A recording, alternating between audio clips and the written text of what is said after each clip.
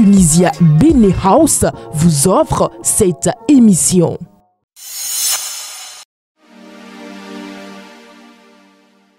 Mercredi 16 juillet 2025, amis internautes de Guérita TV Monde et lecteurs de Matin Libre, bonjour et bienvenue à la présentation de la une de votre journal. En sa manchette, le Canard placade une note politique présidentielle 2026, le choix de talent, technique ou politique, s'interroge le Canard. Suite au limogeage du ministre Paulin Akponan de l'énergie, Patrice Talon a préféré une fois encore un ministre intérimaire plutôt qu'un titulaire. Le leader de la rupture laisse-t-il déjà entrevoir des pistes pour son choix en 2026? Qui sera son dauphin et quel sera son profil? Va-t-il proposer un politique ou un technocrate? Relation bilatérale. Diomaye Faye en visite à Cotonou. Le président du Sénégal, Bassirou Diomaye Faye, est arrivé hier mardi 15 juillet 2025 à Cotonou. Un déplacement placé sous le signe du raffermissement des relations bilatérales afin de consolider les liens d'amitié et de coopération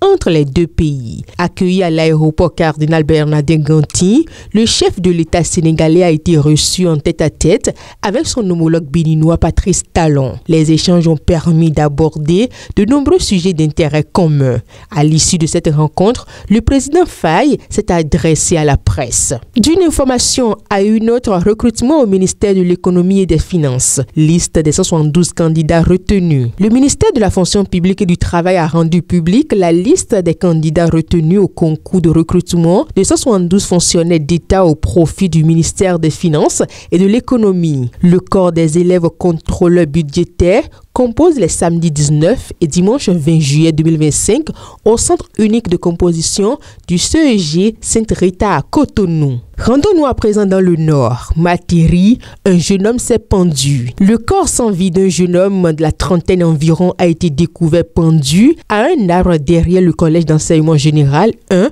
de la commune. Et une note sportive pour terminer, Ballon d'Or FIFA 2025, Achraf Hakimi, le choix de la raison, s'interroge le journal. L'emblématique théâtre du Châtelet de la capitale française Paris accueillera les sommités du sport roi le 22 septembre 2025 pour la célébration de l'excellence une énième fois. En effet, le prochain successeur de l'Espagnol Rodri au Ballon d'Or sera connu. L'un des vrais prétendants à cette ultime reconnaissance de la performance sportive des footballeurs au titre de l'année 2025 est le néo-africain du Paris Saint-Germain, Achraf Hakimi. Ainsi prend fin cette présentation. Merci de nous avoir suivis. À demain.